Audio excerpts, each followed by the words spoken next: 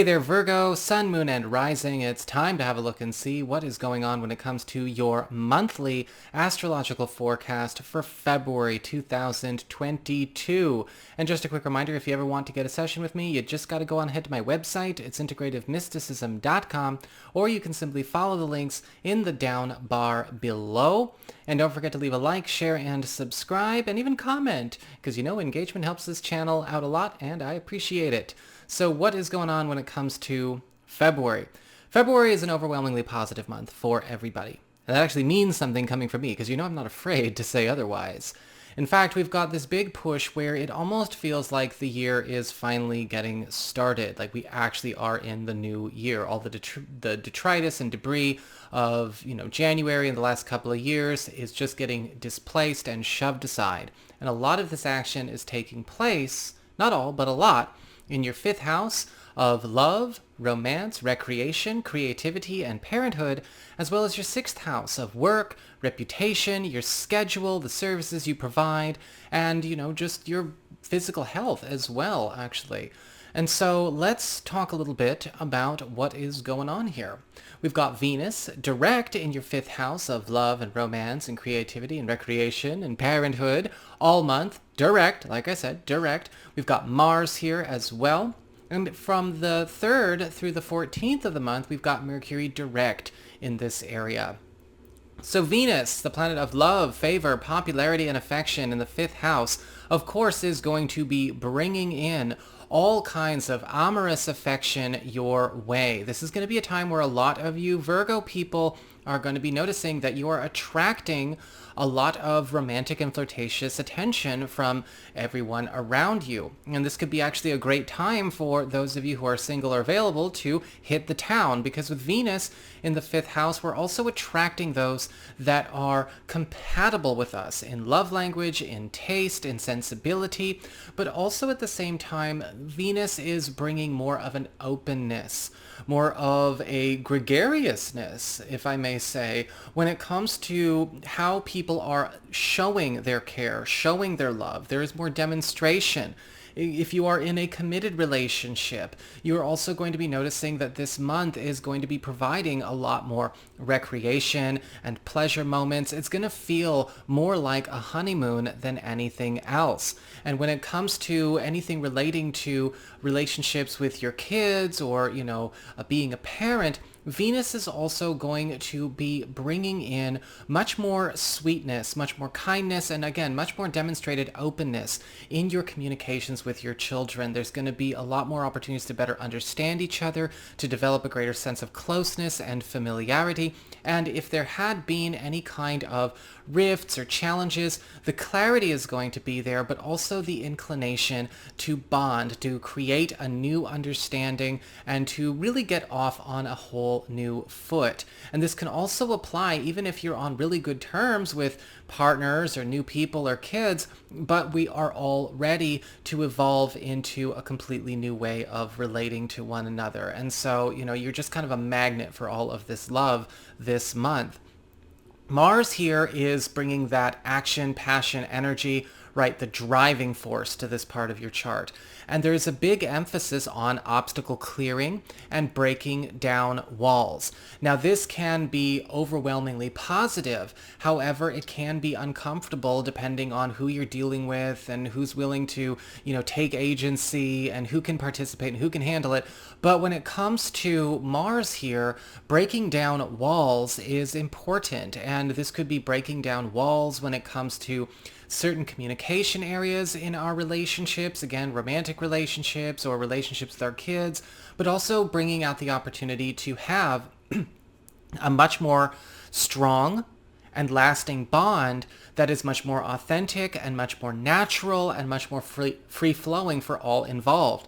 When it comes to your creative projects and your recreational pursuits and anything that you are trying to give birth to in the world, Mars is also breaking a lot of glass ceilings and a lot of barriers that may have held you back or kept you from being seen or being recognized, or maybe even finding the crowd, the venue, or the place you would like to demonstrate your skills, or the people that you would like to connect to and have the impact you would like to make. Because Mars in the 5th house can also focus on giving a big boost to our personal ventures, our creativity, and to certain degrees, yes, even our more monetizable skills and hobbies.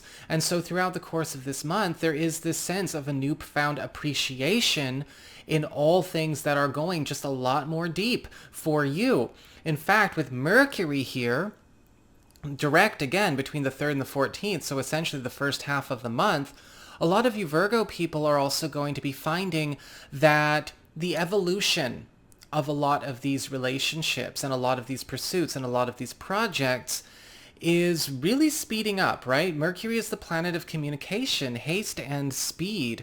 And so if there's a place where you really want to make that impression, or you would like to open up lines of communication that are much more consistent and much more productive, if you are looking to maybe speed up developments in a relationship or a partnership where things seem to have maybe fallen into a bit of a rut, or we may have felt like we lost our way, maybe we stopped chasing a certain ambition or goal, or maybe we got distracted by something, we got thrown off in recent history, and maybe we've just been kind of coasting for a little bit, or maybe we've been doing just fine in our partnerships, but it's our joint goals, it's our joint aspirations, it's something that's eluded all of us. This is going to be a month where a lot of that finally gets back on track.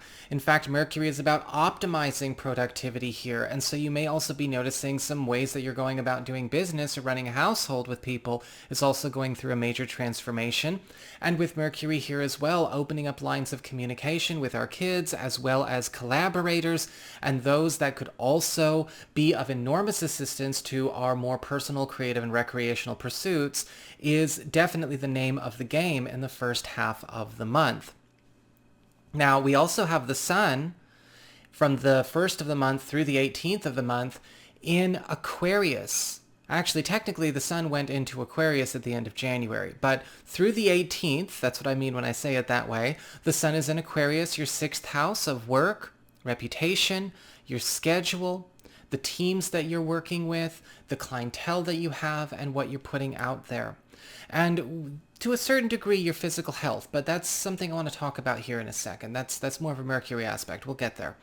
But the Sun in your 6th house is creating a transformation in how you are viewed, how you are seen, how you are appreciated when it comes to your work, whether it's your reputation at the office, your reputation with the world at large, maybe the types of business that you're drawing in, the people that are paying attention to you, who's following your page, all of that good stuff.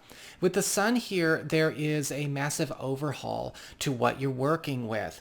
And you are going to notice that this is kind of hitting all the right spots, right? It's hitting profitability, it's hitting your workload, it's hitting the impact you want to have once again. But we also have this opportunity for you to transform how people even look at what you do in such a way where it not only elevates you in terms of stature and status, but it helps you to also find the perfect place, that sense of belonging in the work that you're putting out there for the world. For some of you, this could indicate maybe just getting into a different team, working with a new clientele or a new audience or a new following. You might be attracting it to you, or you may be migrating yourself. And for others, this could be a transformation that's going on in the environment that you have. Now, we do have Mercury moving into this area after the 14th of the month, and he will remain here through the duration of February. With Mercury in the 6th house, we are, of course, speeding up productivity, speeding up developments here, and speeding up the results that come from the work that's getting done by that would have been getting done by the Sun in the first half of February. This is also a time where you're going to notice that your own personal progress, when it comes to maybe a health matter that you have been trying to work on, whether it's something that you have been handling within your own body, something you would like to change about your own routine, your own regimen, or maybe something acute or chronic you're trying to get on top of. Mercury is helping you to, of course, establish a new status quo here. Now, of course, I'm not a doctor, and as I always say, run, don't walk from astrologers who pretend they are. But this is going to be putting a lot of power behind you so that you can make a lot of faster strides in a shorter amount of time. We also have a very special event this month, which is going on smack in the middle on the 17th.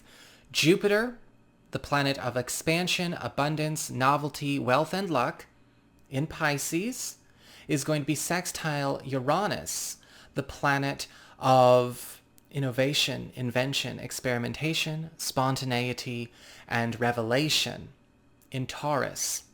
Now, this is actually occurring from your 7th house of partnerships. That's where Jupiter is, right? Closest one-on-one connections, boyfriend, girlfriend, BFF, business partner, husband, wife, roommate, all the people you spend your closest one-on-one time with or have your most closest one-on-one involvements with. And your 9th house of higher education, government legal proceedings, travel, culture, spiritual path and practice, your reach, your territory. Whenever a planet is in a sextile like this, right, it's one planet, in this case Jupiter, reaching over from their house to lift up another planet in another house. So Jupiter is doing this for Pisces. Jupiter is doing this for Uranus from Pisces. And this is going to provide some kind of major breakthrough, whether this is coming through a new partnership or a new alliance or an existing partnership or an existing alliance that is going to essentially put your name on the map and open up the world for you. This could be a deeply spiritual situation where, yes, possibly a spiritual companionship is crystallized or realized, be it platonic or business or romantic, could be oversoul, could be family. This is something where a breakthrough is precipitated here that is allowing you to have a big launch. Uranus in your 9th house is transforming the landscape of your field, of your spiritual practice, of your environment, of your world. And Jupiter is actually bringing in a lot of wealth, luck, abundance, and novelty and expansion opportunities to make it serve you all the more. This could open up a whole new world for you and a partner, or bring in a new partner, whatever respect that partner would occur. Again, don't obsess over one area of it. It could be love. It could be something else. It could be coming from your spouse. It could be coming from your BFF. It could be coming from your business partner. It could be coming through your roommate. What's happening here, though, is that the world is getting a chance to change all around you. And with Jupiter here, this is going to create a major quality of life transformation because things are also feeling a lot more affluent, a lot more adventurous, and we are getting the freedom to make a big break in another corner of our lives. Now, this is actually a long window period, believe it or not. While this is an exact aspect on the 17th, the window period, because we're dealing with big, slow-moving planets, we're going to feel between the 12th and the 22nd of the month. And so, this is where a lot of this gets seeded, right? With astrology, we're seeing things that get started. It doesn't all begin and end in this window period, but this is where it all gets started. And this could actually be a big breakthrough coming through the favor of somebody championing your cause, a big gift, or somebody going out of their way to prove their love, loyalty, and affection by tearing down a wall around you or between you or around the both of you. Now, moving on, after that awesomeness, let's talk about the lunations of this month. So lunations, of course, the new moon and the full moon, that's how we always wrap up. We've got a new moon in Aquarius on the 1st of the month. Remember, that's your 6th house of work, reputation, schedule, the services you provide, the people that you're working with, teams and clientele alike. And this is falling in your 6th house, on the 1st. And it opens up a window period from the 1st of the month through the 15th of the month. And a lot of you Virgo people are getting a chance to have a completely new sense of reputation. Some of you may be finding that this creates sort of a 15 minutes of fame or longer experience, especially with all of that newfound appreciation we spoke about with the sun here. Some of you may be finding that something is getting popularized, something is raising in value. You're getting a chance to take on a much more substantial role, make a bigger impact, and reap the rewards of that. You may be finding that you have attracted a whole new crowd, or perhaps some very special people joining your team or among your team are also hoisting you up on their shoulders. A new moon in the 6th house can also indicate a brand new career opportunity that takes you out of a cycle you've been in this last 7 years into something completely fresh, completely new, but also something very lucrative and very comfortable. We also have a full moon this month, as we always do, in Leo. This is on the 16th, creating a window period for the 16th all the way through the beginning of March. And a full moon, of course, is about culminations, transitions, and endings. Now, Virgo, this is happening in your 12th house of your past, privacy, hidden zone, unfinished business, and things going on behind the scenes. Now, this can be a difficult full moon, because a full moon in the 12th house, I've often termed it as the yearly breakdown breakthrough full moon. And that is because there is a massive purging and elimination of a story that has been with you for a very, very long time. This could go back to childhood and family stuff, or this could just be something that has been an era we have been in for a while. A full moon in the 12th house can indicate a transformation or an ending in such a way that something is left or gone beyond recall. And this could be something that is incredibly liberating for a lot of you. Some of you may be very happy to see this go. But if we are talking about something that could have been identity defining or work defining, this could also create or precipitate sort of a breakdown, breakthrough experience.